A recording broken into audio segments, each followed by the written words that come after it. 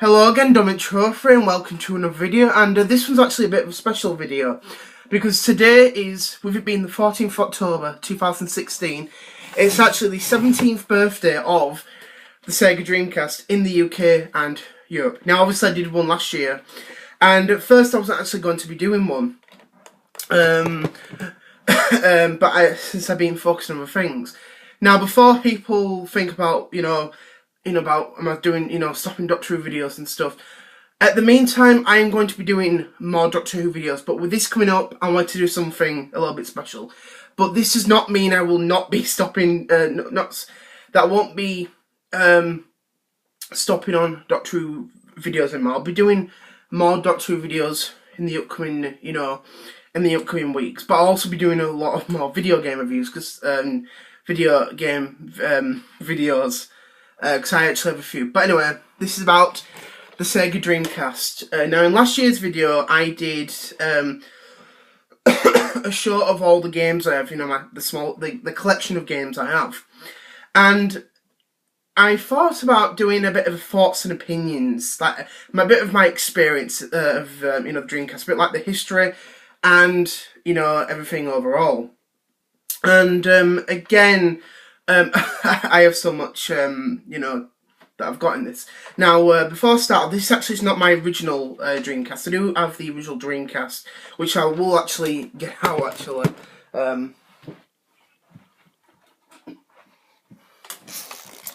This one is actually my original Dreamcast, which actually has my Dominic little sticker on it. So, I'll just put this one down and put this one back on. Put up here. Now, the reason I actually have two is because the fact that your layers on this is starting to go, but I actually got the other one a few months ago. So anyway, my video about this will be about, a bit of the history of the console, my experiences and why I like it so much. Now, obviously, when it comes to the history of Sega, we have to go back, as I said, many, many years, around the time when the Saturn was coming out, and even the 32X, around like 1994, 1995. Now, obviously, around this time, Sega's latest console, the Mega Drive, aka Genesis in America, was a huge explosion, huge popularity outside Japan.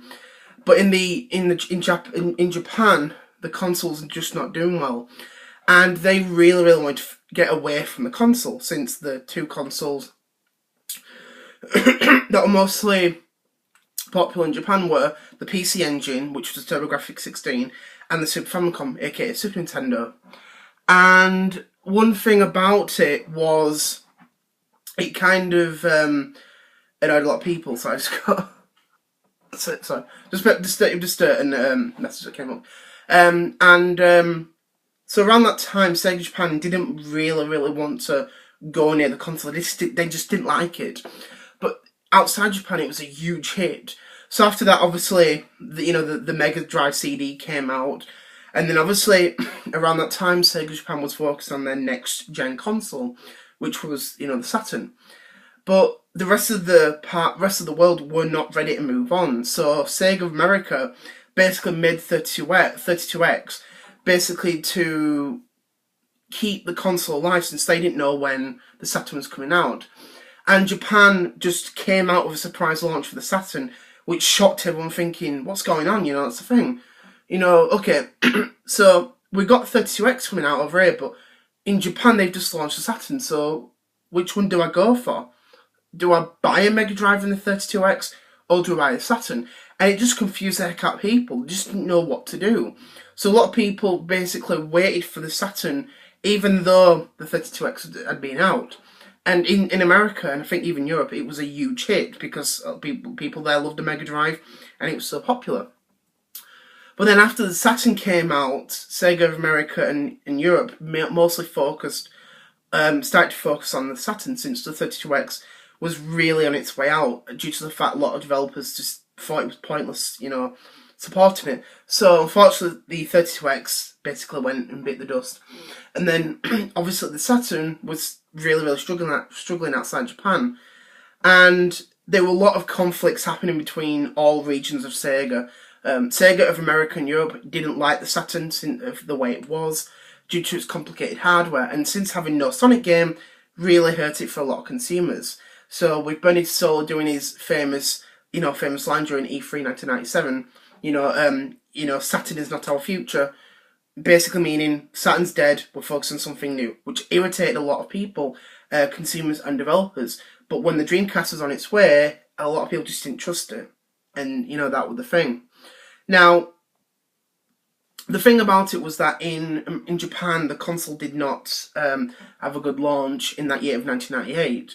But when the Dreamcast was coming over to the rest of the world, it had a huge and amazing launch. It had so many great games that made people think, "Wow, I really, really want one of those." Now, the Dreamcast cost £200, which was a good price for a next-gen console. £200, it was definitely worth it in 1999. And even though its competitors at the time, the PlayStation and the Nintendo 64, it was great to see a console like this thinking, wow, this really, really blows everything out of the way what we've had before. And for the time, the hardware was really, really good. Now, one thing that made the console popular was its online modem, which basically made you connect to the internet and even play online. And it was the first mainstream console to basically allow you to do that. Now, obviously, it wasn't the first console that did it. Obviously, the Sega Saturn did it, but it wasn't mostly relevant. As I said, not everyone had a Saturn and used the online capabilities. I know that the Mega Drive had a Sega official modem made, but that was Japan only. But there was also the X-Band, which was a third-party modem that allowed you to play kind of online at the time on a Super Nintendo or a Mega Drive. But this was the first time where you could properly do that, as I said, online. And that was really, really, really revolutionary at the time. Now, the thing about it was, in America and Japan, the modem that came with it was actually 56K.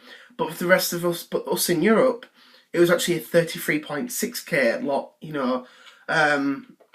with obviously, less bandwidth and, less in it. But it still did a lot of good things for a lot of people. Now, one thing with it was it had a lot of, potential. It really, really did. And I think it just did it really, really well. So it did. But now I'll be talking about my experiences and stuff with this console. Now, overall, the Dreamcast was actually the first Sega console, the first and only Sega console I originally owned. I actually remember my uncle getting one many weeks after it came out, and absolutely liking, what it actually, the games and stuff. It was just really, really good. And I just thought it was really, really good. Now, I was actually 4 years old at the time, which a lot of people were kind of shocked when they hear that, because of the fact thinking, really, you're 4 years old and you played this machine. Sorry to say. And that was the thing. I was 4 years old when I played it, and I loved playing it, as I said, my uncle's. And I actually got one the following year for my birthday back in 2000, and loving the heck out of this console. It was absolutely amazing, and there was so many great games that was really, really cool. Obviously, you got the whole main, launch game, Sonic Adventure, which is actually a good game. As I said, it was basically the missing link between, that was during the Saturn's life, since it didn't really have a mainstream Sonic game, but it did have, it had Sonic Jam, Sonic 3D Blast, and Sonic R. But the thing that made 3D Blast Sonic Jam interesting was that it had its own 3D world, so it was the nearest to a new 3D Sonic game, ever made. That was the thing. It was just amazing. There were all sorts that really, really was good in this console. We have obviously, Crazy Taxi, which is a really, really fun game. I've played this also on the Dreamcast, obviously. The PlayStation 2, the GameCube, and the Xbox 360, through the Dreamcast collection. Pretty good. And obviously it had Crazy Taxi 2, which is just a disc a disc copy. But yeah, as I said, it's a good game. I really like that. There was a third one on the original Xbox, which is pretty good. Really good, that. But yeah, as I said, there were all sorts on this console that I liked. Another game I used to play a lot was Revolt. Now, I actually don't have the front cover since, it actually broke on me. But one thing I just want to go on about with the Dreamcast is these cases. Now, I'll just get an actual... I'll just pick up Sonic Adventure. Now, the style of these cases I think are absolutely amazing. I think they're really nice. But the thing that I don't like about these is that they are really fragile. They break easily. And when you look at a case for an American or a Japanese game for the Dreamcast, those cases are just dual, really small dual layered, dual cases. And that's the thing I don't like about these cases. I love them, but they break so easily, and it's a bit of a shame, that. It really is. We also have, obviously, so as I said, the style of the cases is obviously Choo Choo Rocket. I said, I like these, style cases. They're absolutely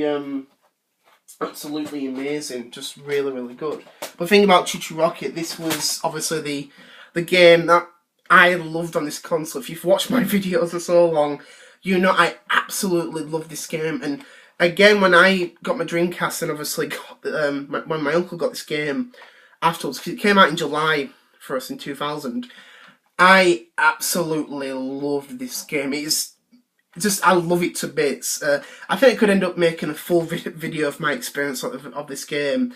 It just did so much of it, and it's the first ever online game for this console. It just absolutely, brilliant. I never played online because we didn't have internet, but as I said, it's just a great game. It really is absolutely amazing. And if you've never played it, do it. You know what I mean? It's just, I love it.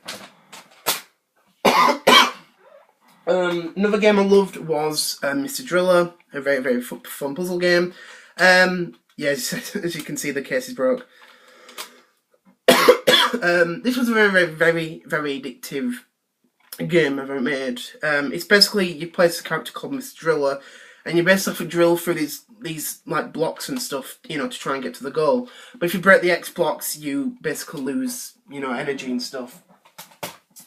One franchise I think everyone loves, and obviously was revived last year, is the Shenmue games, Shenmue 1 and 2, which are very interesting. I actually didn't get into these until last year, and I thought, wow, these are really good. At first I played Shenmue 1, and I think like a lot of people, you kind of find it boring, but after playing it for a while, it's really good. It's a fun game. And I've also played parts of Shenmue 2 as well, as alongside the Xbox version. But since we heard last year, obviously Shenmue 3 is on its way, which is pretty cool. It's it's just got really got a lot of good stuff.